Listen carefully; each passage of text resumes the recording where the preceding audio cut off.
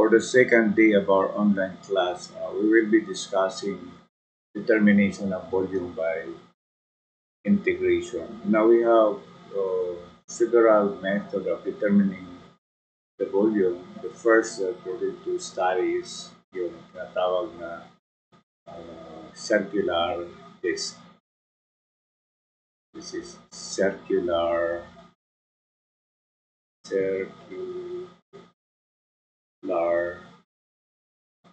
disk.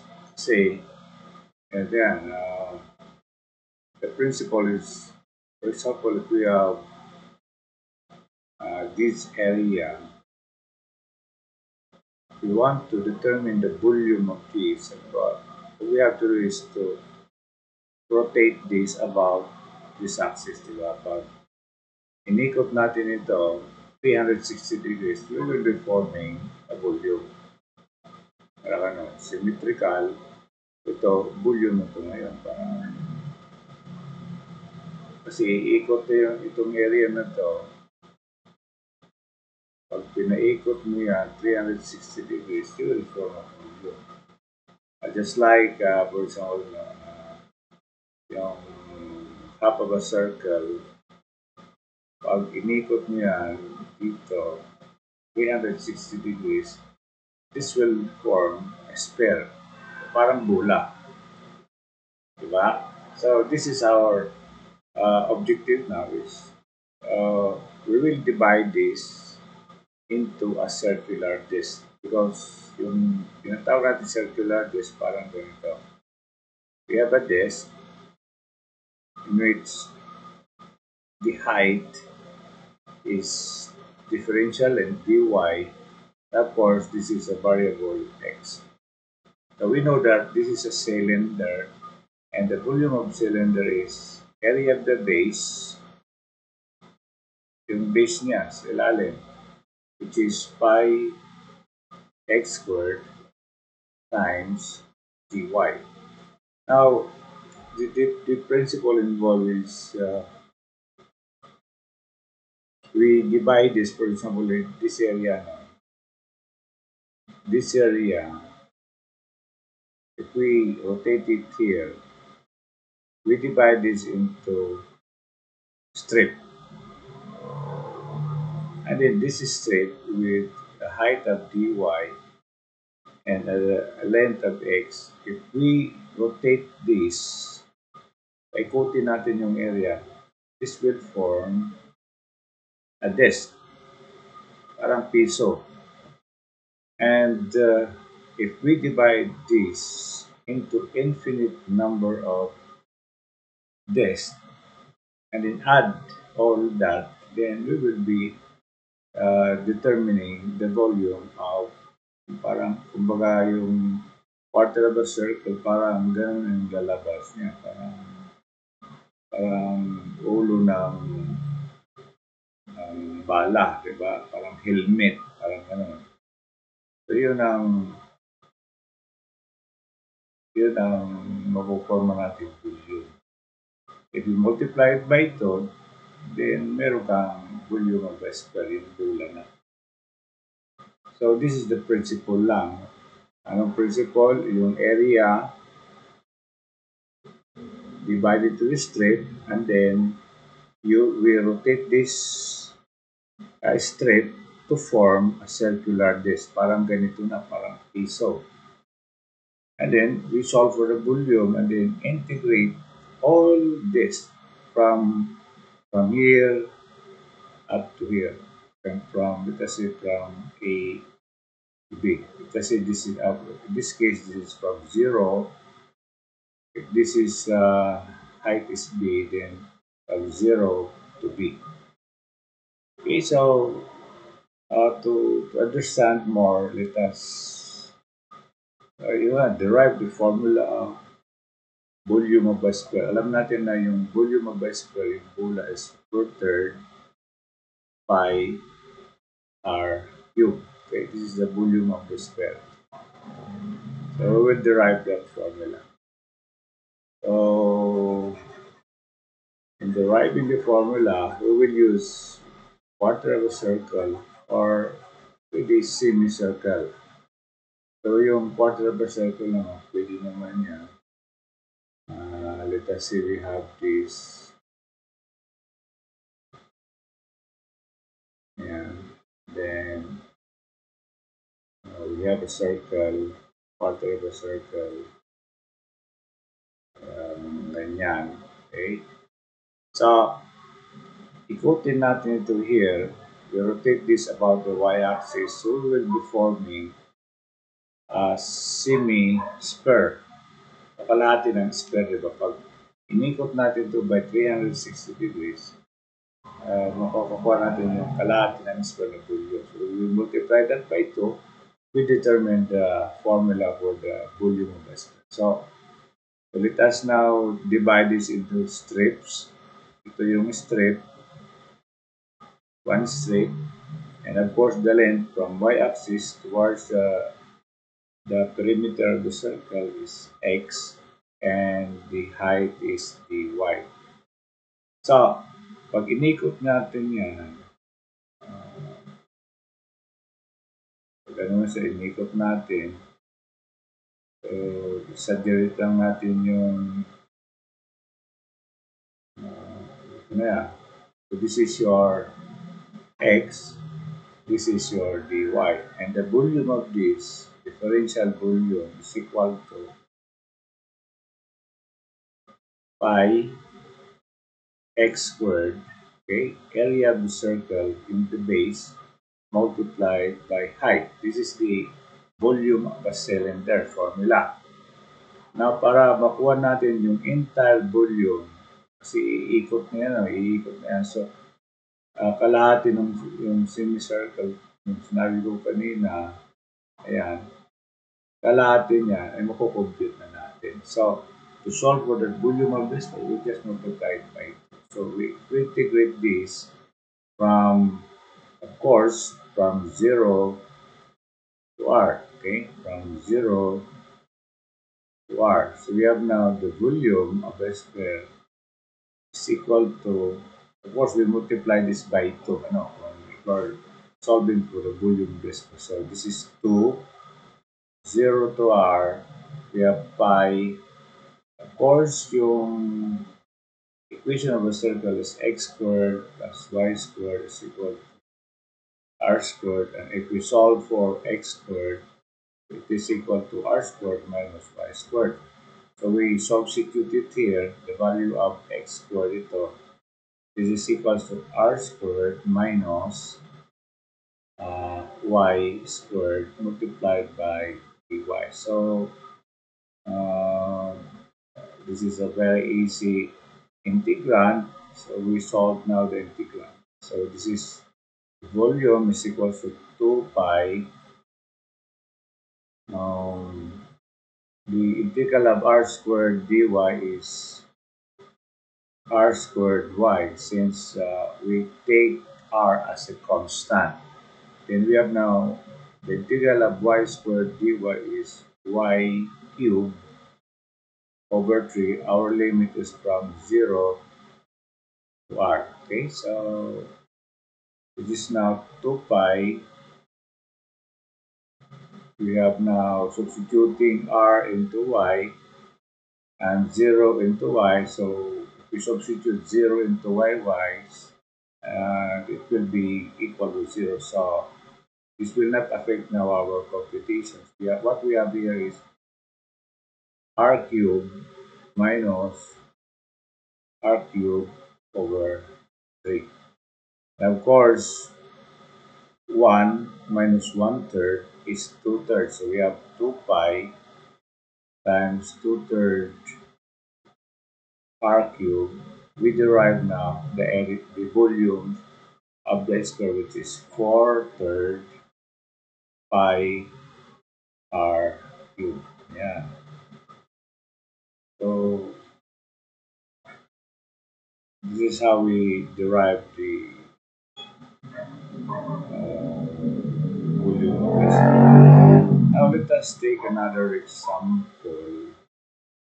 See, there are several cases, several conditions that we have to consider.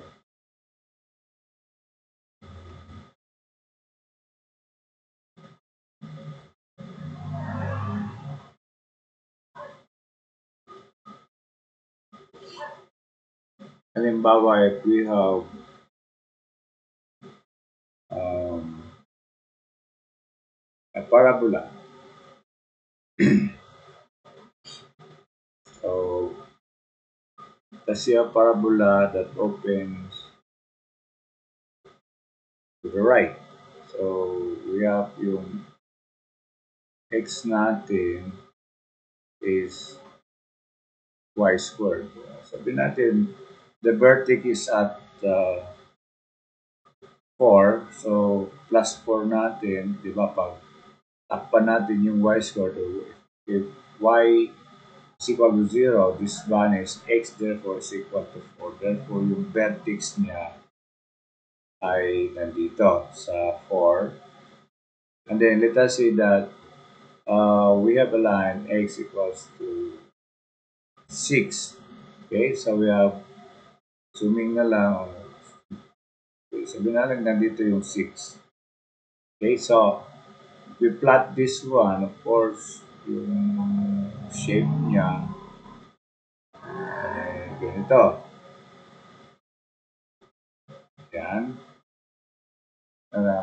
Yung kalahati. So, sabihin natin, bounded by x equal to 6 and x axis. So, this is the x axis.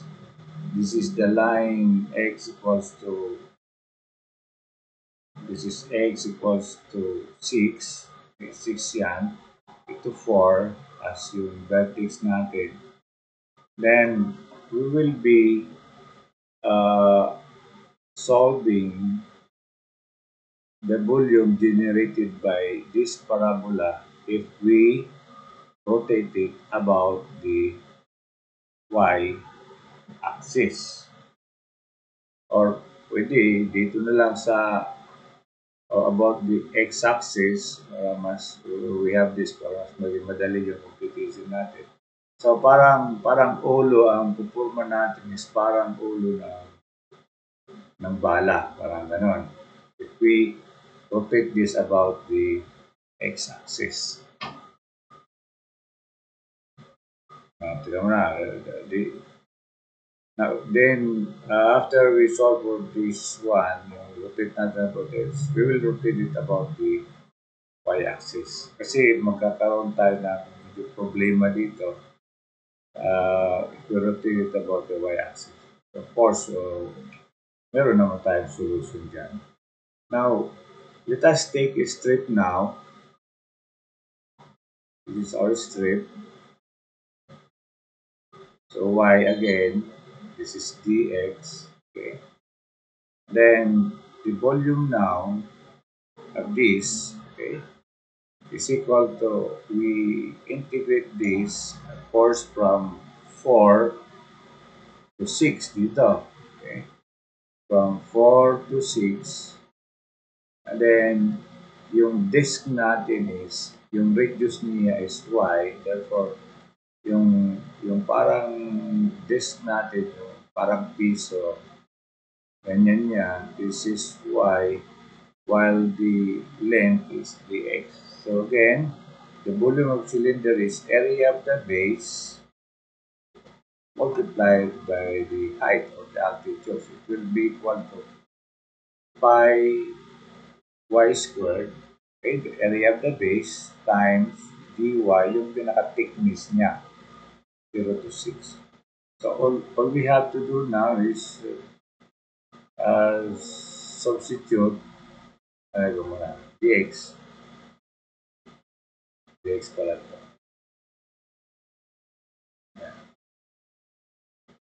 So pi y squared times dx. Therefore, we substitute now the value of y squared in terms of x. So this is equal to x minus 4 dx. And of course, ilabas natin yung pi. We have this. So, solving this differential equation now, we have now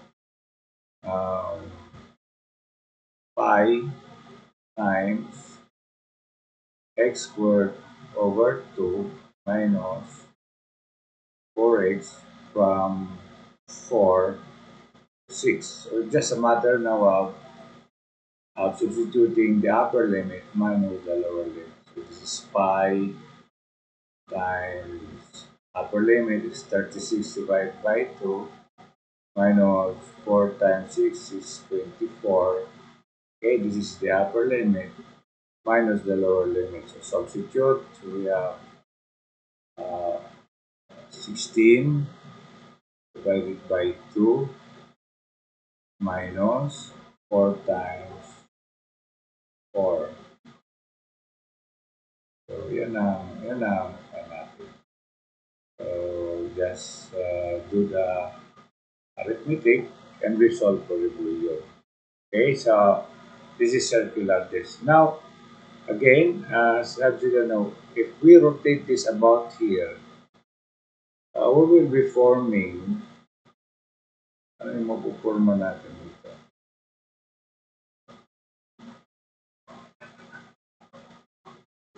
So we will be forming yung parang ganito siya. By drawing natin. So meron tayong ganito. Okay.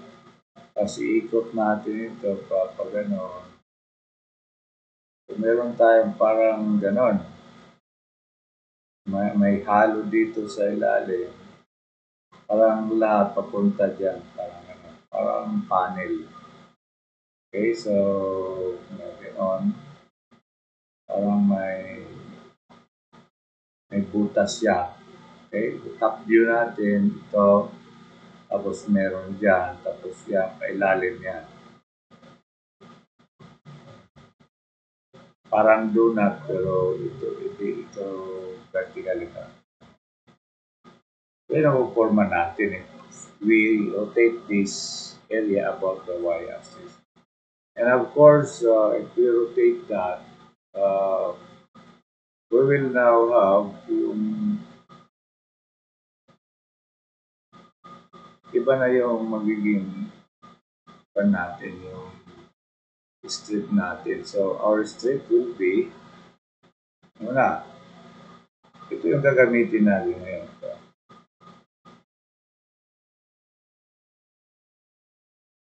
Diba? So, pag inikot natin ito, mapuporma natin ito, yung halo dito sa gitna, pero may laman ito dito. Kasi ito na yung, if we call this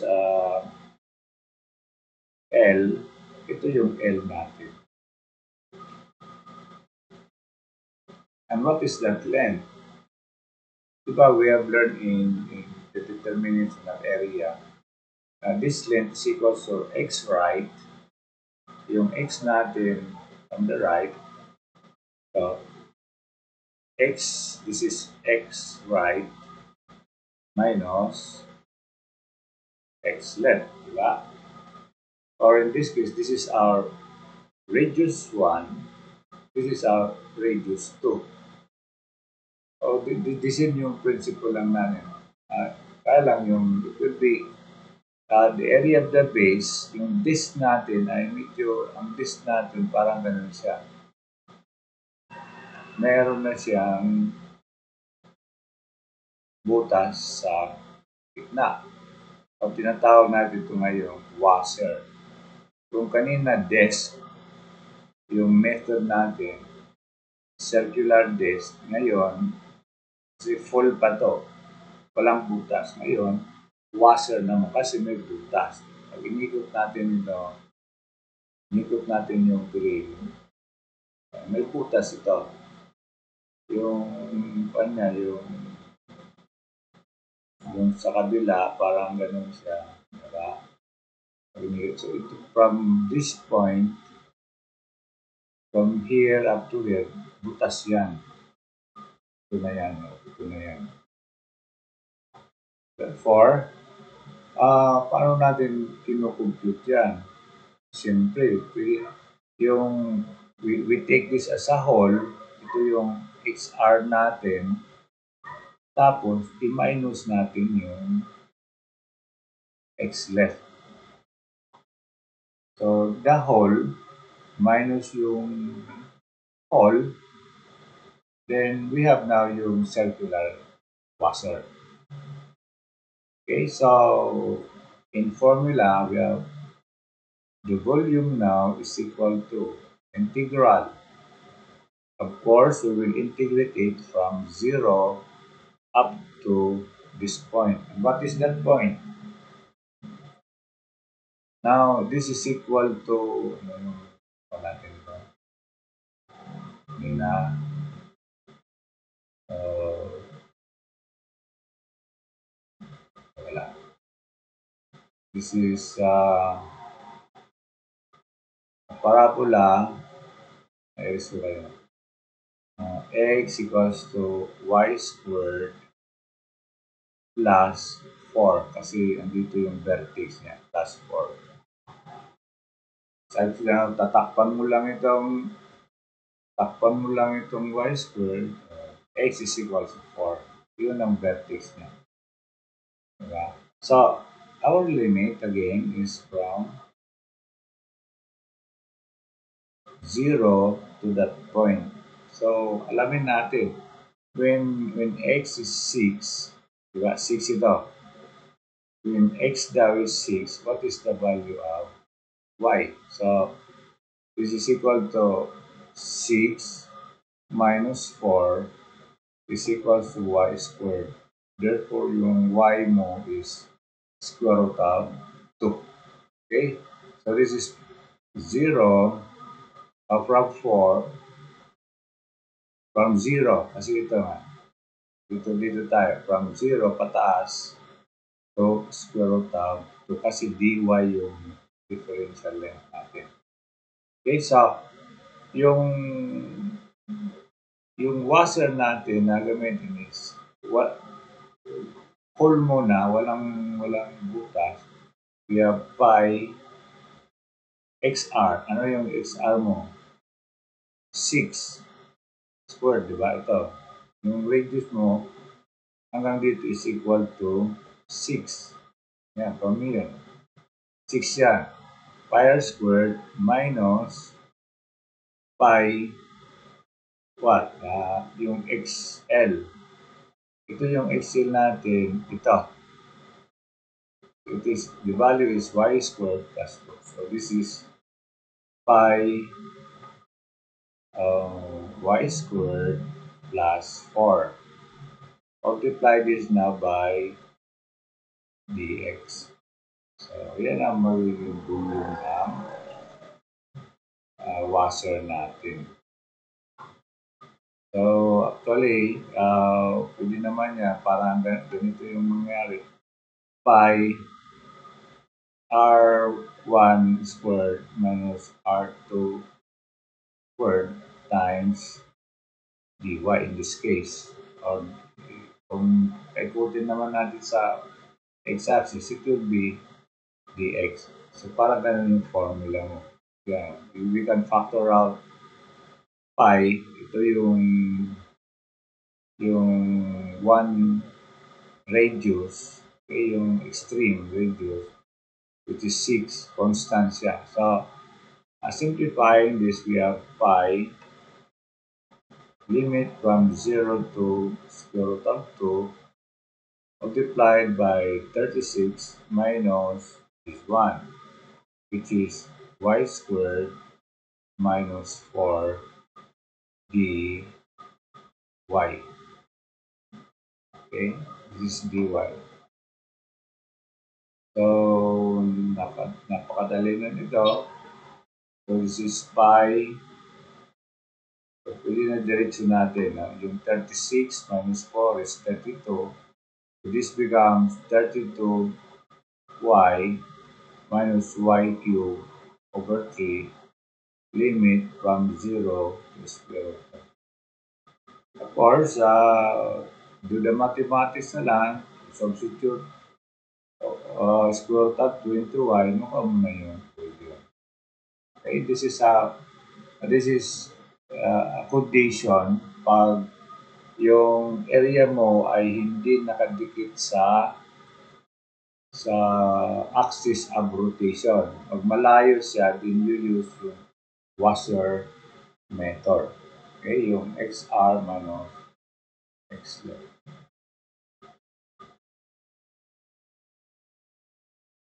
So, halimbawa naman yung isang problem natin, halimbawa,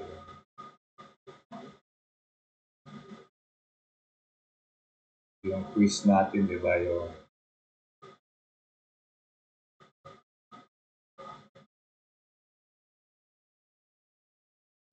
we have two parabolas. We have y equals to x squared. The other one is x equals to y squared.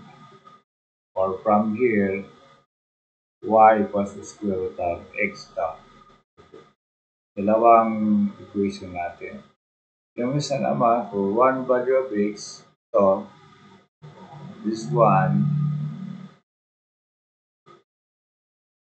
pag ganun siya, y equals to square. For one value of x, we have two values of y. Yung isa naman, this one, this is pataas naman to, di ba? Parang ganun siya. Okay, so this is y equals to x squared, while this one is x equals to y squared. Or this is y equals to the square root of x. So, yung area natin is this one. Okay, yan ang area natin. So, if we try to determine the volume generated by this, ano ba, iikot natin ito about the uh, y-axis. Kahit ano. Ano ba, dito natin iikot yan. So, yung strip natin will be this one. Okay, so we have the length of this, ito, is x right minus x left. Therefore, our volume now is equal to, if we substitute y into that, we can solve now. That is to solve for the intersection this one. Solve for this intersection, we substitute one into the other equation. So, x squared is equal to square root of x. Okay. So, square natin x to the 4 is equals to x. So, x cubed is equals to 1. Of course, x equals to 1. So, when x equals to 1, y is equal to 1. Therefore, this intersection is 1, 1. So, therefore, our limit, since this is dy, since this height is 1, therefore our limit is from 0 to 1. Okay? Integrate 0 to 1. And our circular disc, parang gano'n natin circular disc. Okay? Meron tayong butas dyan. This is x left, while the other one is x right. Ito, x ng blue. Ito naman, from here, this is x left. Okay? Ito naman, itong talaga natin, x right. It will be x right squared minus x left. So this is the radius, okay? Times pi will give us now the area of this portion, yung may butas. Okay? So this is the area of the base multiplied now by dy. So, yeah. All we have to do now is to substitute the value of x6 into this equation. So we have now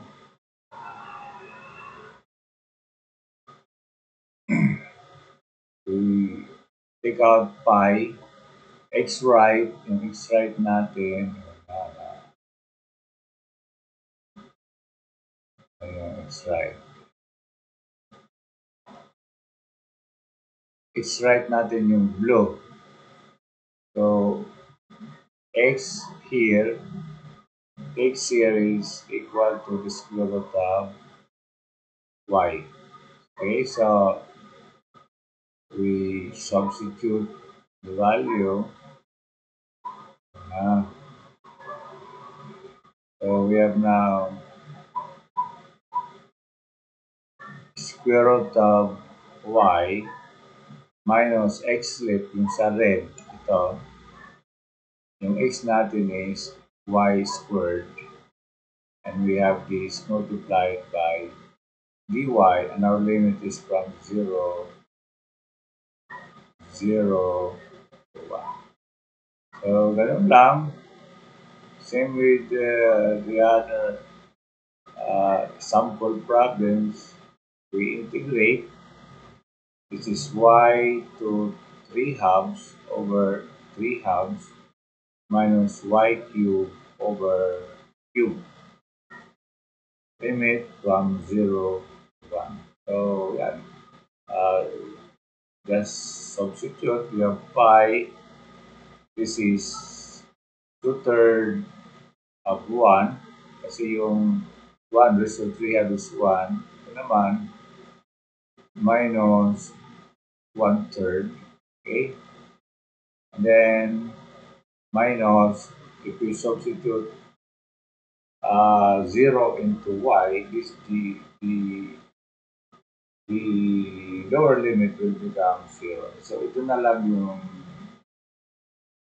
natin. So, this is now equal to, this is 2/3 minus 1/3 is 1/3 is, therefore this is pi over 8. Yan ang volume, pi over 8. Okay, so ganun lang.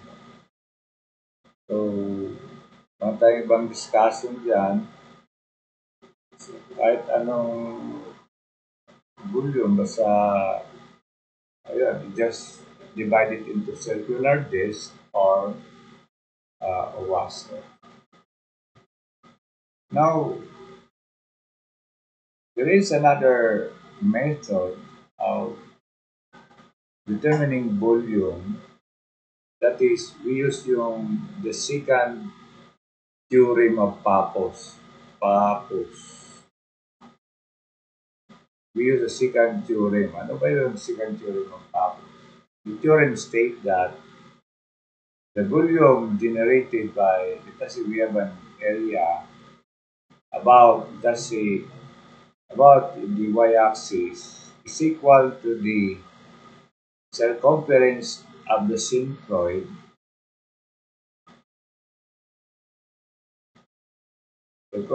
about the axis of rotation and circumference of the centroid. Circumference of this centroid. Ito, di ba?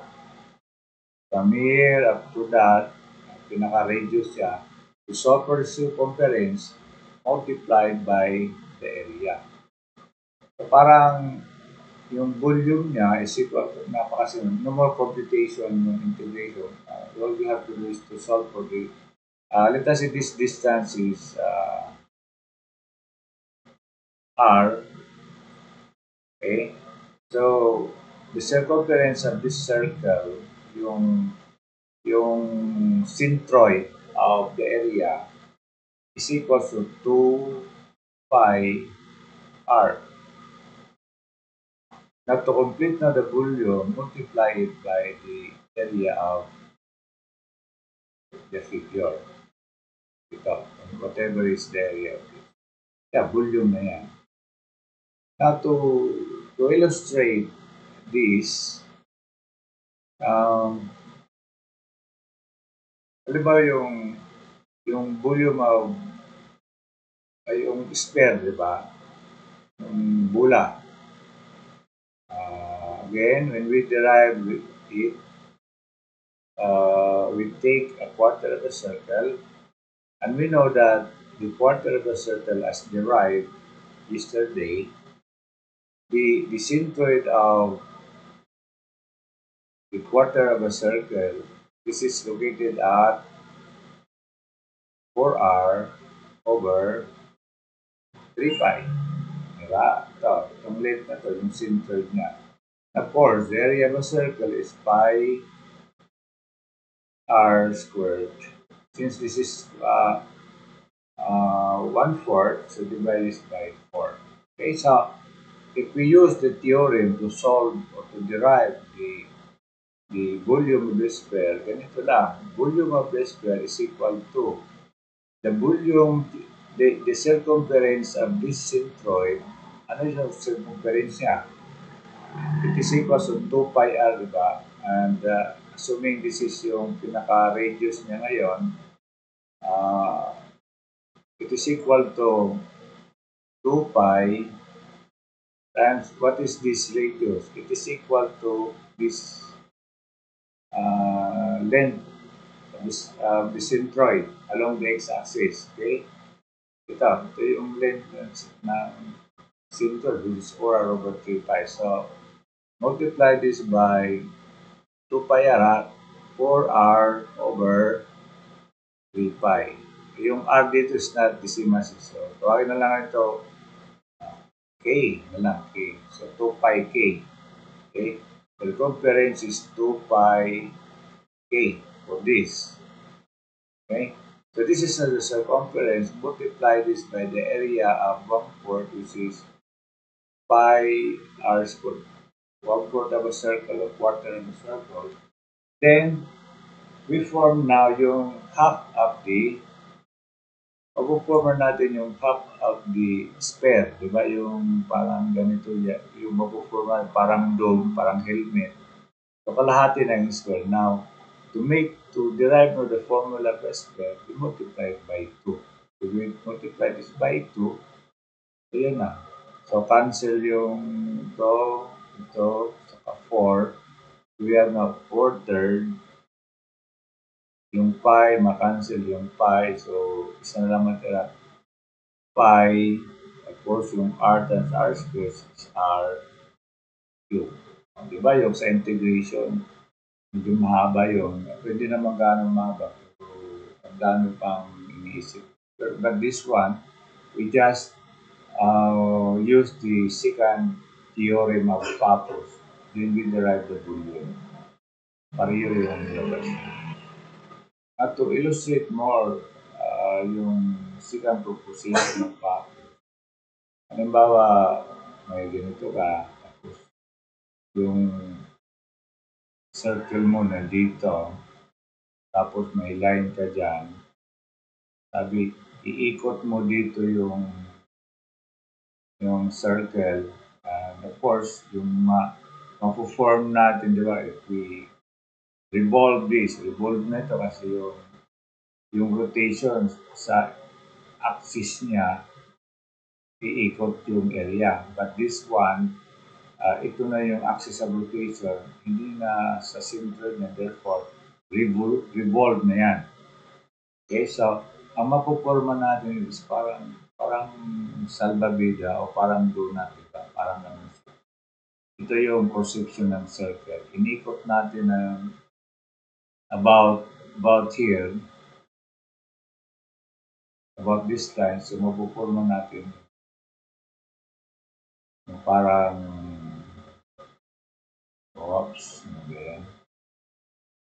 parang donut. So again, to solve for the volume, just multiply this area, and if we know this length, ito, yung perpendicular length, then yun ang pinaka-radius mo ngayon, tawagin natin na k. So, the volume now is equals to 2 pi k multiplied by, alam mo, ito yung radius ng circle times pi r squared. The volume kagad. Now, if you do the integration, medyo mahirap ito kasi dito yung axis of rotation, hindi na dito sa uh, uh, x and y axis. So try to remember this second proposition or second theorem of Pappus kasi yung mahirap nagiging madali. For example, in this case, actually, one of our problem in mathematics is we were given yung ellipse, x squared over 9 plus y squared is to 4 is equal to 1. Tapos, iikot daw yan, revolve about the line. Ano ba yan? Basta yung line, nandito yung line. Tapos, of course, this is an ellipse. This is 3. Ito naman 2. Parang ganun yung ellipse. Tapos, pinapaikot dito. This is one of our board problem. Medyo kasi yung Pappus theory parang nakakaligtan i-discuss. But now, I am advising you to memorize this Pappus also. Kasi baka bigay sa inyo. Yung area naman ng ellipse is pi AB, di ba? Pi AB lang yan. So, pi multiplied by 3 multiplied by 2, you get the area of the ellipse. So, yung naman line, i-plot mo lang yung line and then compute for this distance, yung perpendicular distance. Madali lang naman yan i-compute kasi parang ganyan yan. Ano ba, this is 8, this is 6, right triangle lang yan. H. Madali na yan na ma-compute. Ano ba yan? This is 8, this is 6, H. Madali na yan ma-compute. Okay, so that will end my discussion about sigmoid. Tomorrow, we'll still discuss yung ibang method of determining uh, the volume of a plane. The volume of any area revolved or rotated about an axis.